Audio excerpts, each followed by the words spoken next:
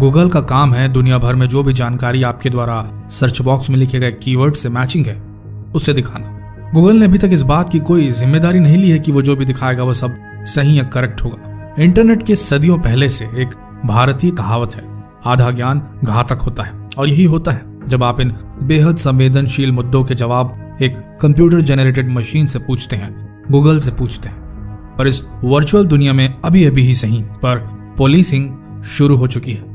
हर देश की national security agency NSA कुछ खास कीवर्ड्स पर नजर गड़ाए हुए, खासकर आतंक के मुद्दों पर।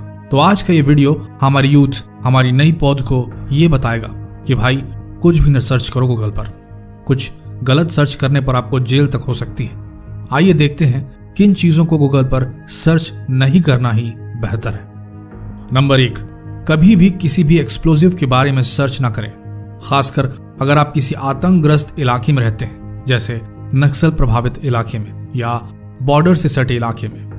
NSA नेशनल सिक्योरिटी एजेंसीज लगातार नजरें बनाए रखती हैं देश के डिजिटल डेटा इनफ्लक्स और आउटफ्लक्स पर। अगर कहीं ऐसा हादसा हुआ कि किसी आतंकी संगठन ने कुछ घातक विस्फोटक सामग्री चोरी की, वह भी गवर्नमेंट डिपोट से, जो कि आपके लोकेलिटी के करीब है, और आप उसी वक्त इत्तेफाकन सर्च कर रहे हैं प्रेशर कुकर बम या सुइसाइड बॉम्बर्स, तो चांसेस हैं कि आप गवर्नमेंट सर्विलियंस के दायरे में फंस जाएं और नतीजे बहुत ही अप्रिय हो सकते हैं। तो दूर रहिए किसी भी ऐसी विस्फोटक पदार्थ को इंटरनेट पर सर्च करने से।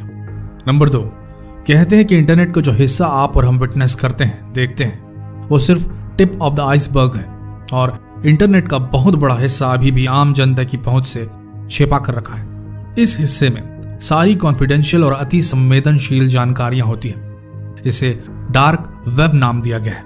आप कह सकते हैं कि आम भारतीय युवाओं में से मात्र 1% ही लगातार इंटरनेट के इस अनएक्सप्लोर्ड भाग में ब्राउजिंग करते हैं। तो अगर आप भी डार्क वेब एक्सप्लोर करने की कोशिश करने वाले हैं तो आपको बता दें, इंटरनेट की दुनिया क्राइम और गलत कामों से भरी है और यहाँ हत्या करने के लिए आप सुपारी किलर तक को खरीद सकते हैं, बिल्कुल वैसे ही जैसे अमेजन से आप एक नया मोबाइल फोन मंगवाते हैं। लेकिन आपको अगर इस बात की जानकारी भी है तो प्लीज ये बिल्कुल सर्च न करें, how to hire a contract killer या प्राइवेट असैसिन। अगर आप किसी ऑफिशियल इन्वेस्टिगेशन का निशाना बनाए गए तो सिर्फ यही सर्च करने से कई आरोपों में घिर सकते हैं आप, तो दूर रहिए ये सर्च करने से। नंबर 3, कभी भी अपनी अंतरंग पर्सनल परेशानियां गूगल के नॉर्मल विंडो में सर्च ना करें। अगर आपको कोई फिजिकल परेशानी है या कुछ गुप्त फाइनेंशियल या वर्क रिलेटेड समस्या है तो कभी भी नॉर्मल विंडो में न सर्च करें। अगर आप सोशल मीडिया इस्तेमाल करते हैं और जीमेल जैसी मेल सर्विस यूज करते हैं तो पहले तो सारे अकाउंट से लॉग आउट हो जाएं, इंटरनेट ब्राउजिंग डेटा डिलीट कर दें और फिर इनकॉग्निटो विंडो में सर्च करें। काम हो जाने के बाद फिर से सारी कुकीज और इंटरनेट ब्राउजिंग इंफॉर्मेशन डिलीट कर दें। अब आपके मन में सवाल आ रहा होगा कि हम ये क्यों बोल रहे हैं, क्लियर किए देते हैं। हाल ही में आपने गूगल के CEO मार्क जकरबर्ग और गूगल के CEO सुंदर पिचाई को अमेरिकन कांग्रेस के सामने अपनी सफाई पेश करते हुए टेलीविजन न्यूज या अखबारों में पढ़ा होगा। हुआ यह है कि इन डिजिटल कंपनियों ने आपके सर्चेस को ट्रैक करना शुरू कर दिया है। आपके सर्च किए हुए कीवर्ड्स के आधार पर आपको प्रोडक्ट्स के विज्ञापन दिखाए जा सकते हैं। ये कंपनियां ये डेटा दूसरी एजेंसीज को बेच रही हैं, जो इस डेटा का एनालिसिस करके तय करती हैं कि उनके प्रोडक्ट के लिए कौन बेहतर कंज्यूमर हो सकता है। ऐसी इंफॉर्मेशन का बहुत गलत इस्तेमाल हो सकता है किसी बेहद निजी कारण से आप स्ट्रेस्ड आउट हो, परेशान हो और गूगल करें। कुछ देर बाद आपको कोई प्रोडक्ट दिख सकता है जो आपकी इस स्थिति का मात्र फायदा उठाएगा, कोई फायदा पहुंचाएगा नहीं।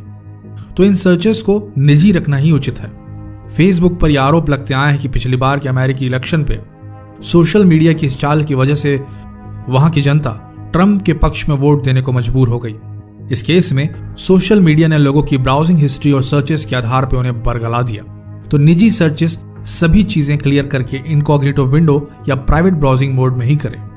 नंबर 4, सबसे आखिरी चीज, अगर आप गलती से चाइल्ड पॉर्न देख लें या सर्च कर लें तो इसके परिणाम आपको बता देते हैं। इससे ना तो आपको जेल होगी ना तो आपको कुछ होगा ये कि निठारी कांड जैसे विभत्स प्रकरणों की फेहरिस्त लंबी होती जाएगी।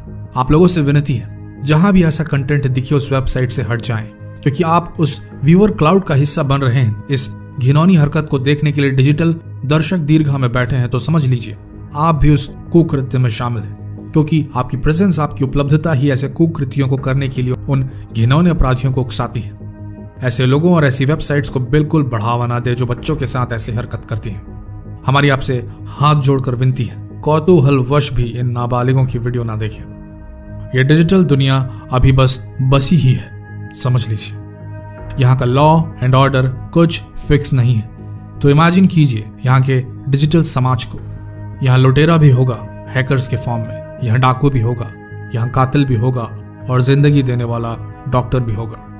चुनिए ध्यान से और शेयर कीजिए ये वीडियो सम्मान से, क्योंकि यही चैनल तो है जो हिंदी में ज्ञान परोसता है। आपका अपना नॉलेज टीवी हिंदी। पहली बार देख रहे हैं अगर, तो भाई सब्सक्राइब कीजिए। यहाँ अफवाह नहीं, केवल ज्ञान बिकता है शुद्ध हिंदी में। धन्यवाद।